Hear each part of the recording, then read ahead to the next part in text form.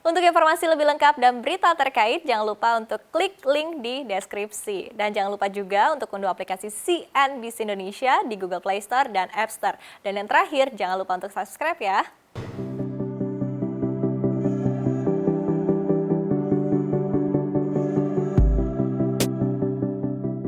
Pemerintah terus mendorong pertumbuhan ekonomi Indonesia, salah satunya dengan membangun dan meresmikan kawasan ekonomi khusus atau KEK.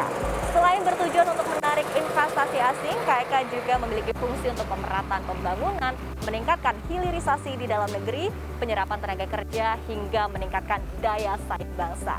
Di tahun 2019, pemerintah telah menetapkan 19 KEK yang tersebar di seluruh Indonesia, salah satunya adalah JIPE KEK Gresik, Jawa Timur.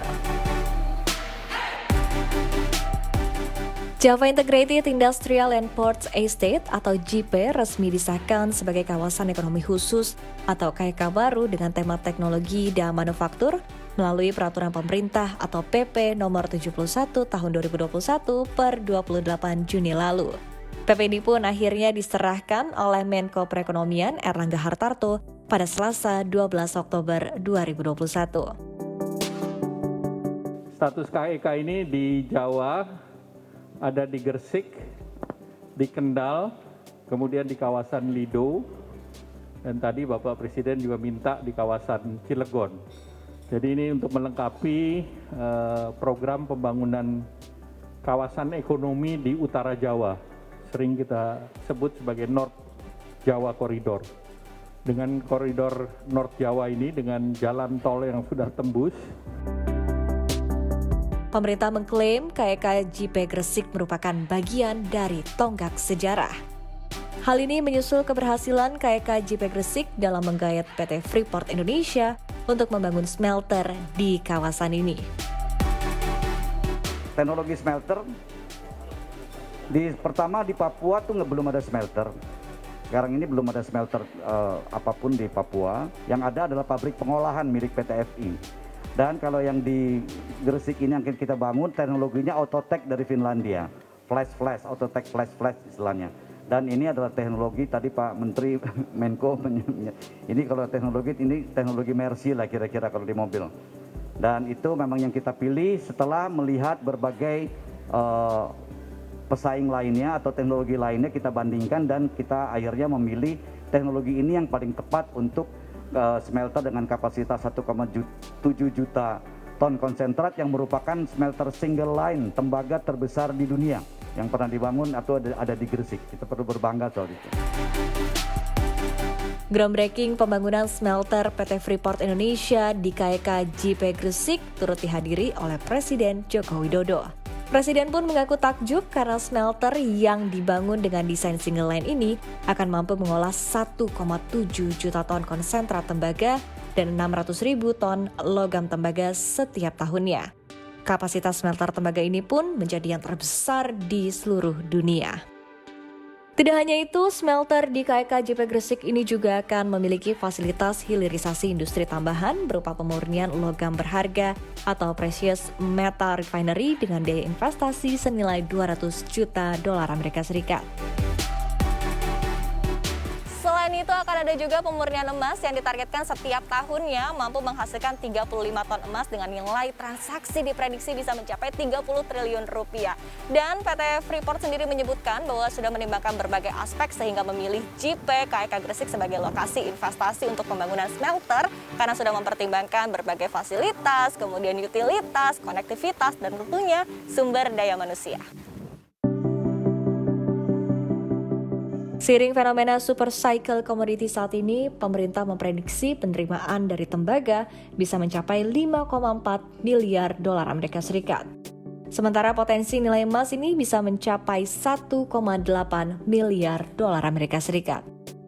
Di sisi lain, pembangunan smelter ini pun diprediksi bisa menyerap 40.000 tenaga kerja, sementara untuk seluruh kawasan diprediksi bisa menyerap hingga lebih dari 200.000 tenaga kerja.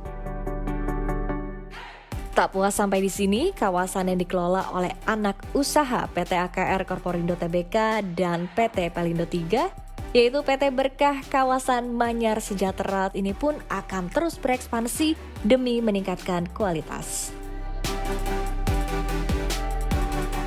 Jadi kami terus mengembangkan, Mbak, memang saat ini Pelabuhan Laut Dalam minus 14, tapi kami berencana untuk mendalamkan lagi menjadi minus 16, sehingga kapal-kapal sampai dengan 100.000 ton itu bisa bersandar di sini, sehingga industri-industri ini bisa mencarter kapal dengan kapasitas sampai 100.000 ton, sehingga biaya freight-nya akan semakin murah, yaitu efisiensi. Makanya kalau dari kalkulasi kami bisa sampai menghemat biaya logistik itu 15-20%.